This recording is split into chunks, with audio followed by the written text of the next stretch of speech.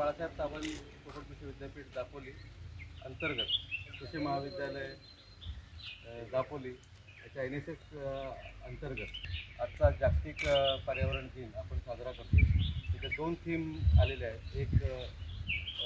एक थीम आलेली ती प्लॅस्टिक मुक्त आपला परिसर अशी एक थीम आहे आणि दुसरी थीम जी NSSला आलेली आहे ती एक पेड माँ के नाम अशी थीम। ह्याप्रमाणे आपण ही जी झाडं आहेत ही राशी वनातली झाडं जी आपल्या काय राशी वन मागे जे उभं केलं होतं ती राशी वनाची झाडं आहेत। हे सिसमचं झाड आहे, एक फणसाचं झाड आहे आणि एक शमीचं झाड आहे। ही तीन झाडं त्या ह्याच्यातून गेलेली आहेत। जागतिक पर्यावरण दिन दरवर्षी साजरा करत असतो, तसंच आजही आपण एक प्रातिनिधिक स्वरूपात करणार आहोत आणि त्याची सुरुवात म्हणून आपण ही काही 4-5 झाडं आता इथे आणलेली ती लावणार आहोत। नंतर मोठ्या प्रमाणात आपलं वृक्षारोपणाचा कार्यक्रम हा नेहमीच होत असतो। आता जागतिक पर्यावरण दिन हा नुसतं काही वृक्षारोपण करून पुरेसा होत नसतो किंवा तेवढीच काही संकल्पना नाही आहे, त्याच्याबरोबर अनेक गोष्टींची संकल्पना आहे।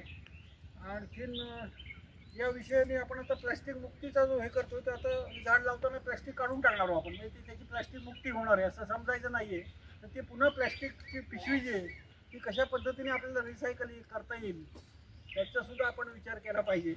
त्याचप्रमाणे एक दिवस साजरा न करता वर्षभर आपण कशा पद्धतीने पर्यावरणपूरक आपल्या ॲक्टिव्हिटीज राहतील याचाही विचार केला पाहिजे। एस्पेशली विद्यार्थी तुम्ही जास्तीत जास्त हल्ली जंक फूड खातात, पॅकेज फूड खातात, पाण्याच्या बाटल्या, पॅकेज ड्रिंकिंग वॉटर या सगळ्या गोष्टींमधून आपल्या पर्यावरणाला एक प्रकारची हानी होत असते आणि ते योग्य पद्धतीने त्याचं कशा पद्धतीने विल्हेवाट लावता येईल किंवा कशा पद्धतीने रिसायकल करता येईल किंवा ॲटलिस्ट ते एकत्र कसं जमवता येईल याची तरी आपण सर्वांनी दक्षता वर्षभर घेतली पाहिजे, तरच अशा प्रकारचे जे काही पर्यावरण दिन किंवा पर्यावरणाशी पर्यावरणपूरक ज्या गोष्टी असतात त्याचे हेतू सारखे होत राहतील।